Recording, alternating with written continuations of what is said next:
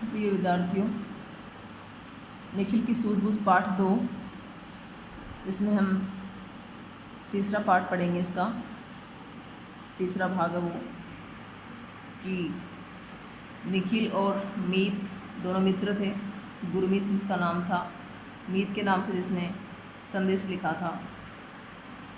तो पुलिस के पूछने पर गुरमीत कहता है कि मैं और निखिल दोनों मिलकर विज्ञान के छोटे छोटे प्रयोग किया करते थे। विभिन्न द्रवों और रसायनों द्वारा गुप्त संदेश लिखकर भेजना भी उन्हीं प्रयोगों में शामिल था। इसलिए मुझे शक हुआ किसको?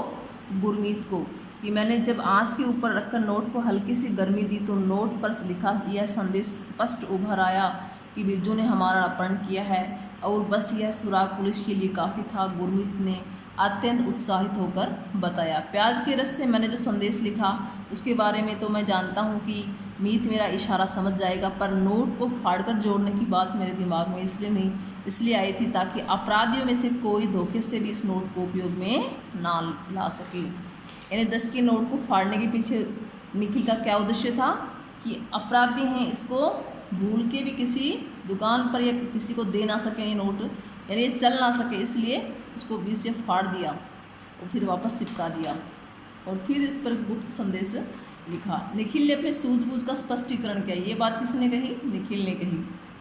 बिरजू हमारे घर का पुराना नौकर था। बच्चे इससे हिले मिले थे। वे स्कूल से उसके साथ उसके बुलाने पर इसी आधार पर चले गए थे। नोट के कौन बुला के ले गया था? स्कूल गए थे तब बच्चों को, उनके घर का पुराना नौकर बिरजू।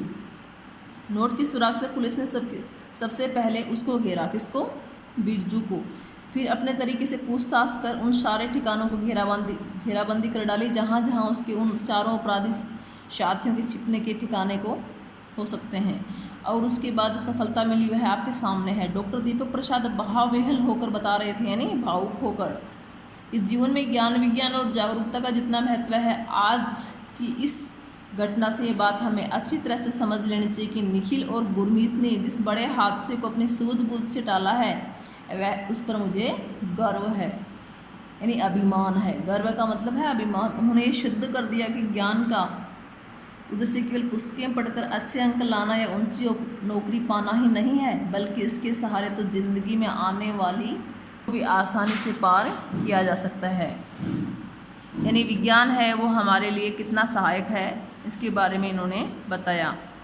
मेरे विद्यालय के इन दोनों छात्रों ने ये दिखा दिया कि विज्ञान का उपयोग दैनिक जीवन में परिस्थितियों के अनुसार यदि अपनी सूझबूझ से स्वयं कर लिया जाए तो बड़ी से बड़ी मुसीबत में फंसे इंसान को भी बिना किसी हानि उठाए बड़ी सरलता से उसे निजात यानी राहत मिल सकती है। यह कहते हुए जब निखिल और गुरमीत की प्रिंसिपल साहिबा ने उनकी पीठ थपथपाई यानी उन्हें शाबाशी दी, तो एक बार वहाँ का पूरा माहौल ही उन दोनों छात्रों की सूझबूझ के प्रति पूरी तरह नतमस्तक हो गया, यानी छुप गया।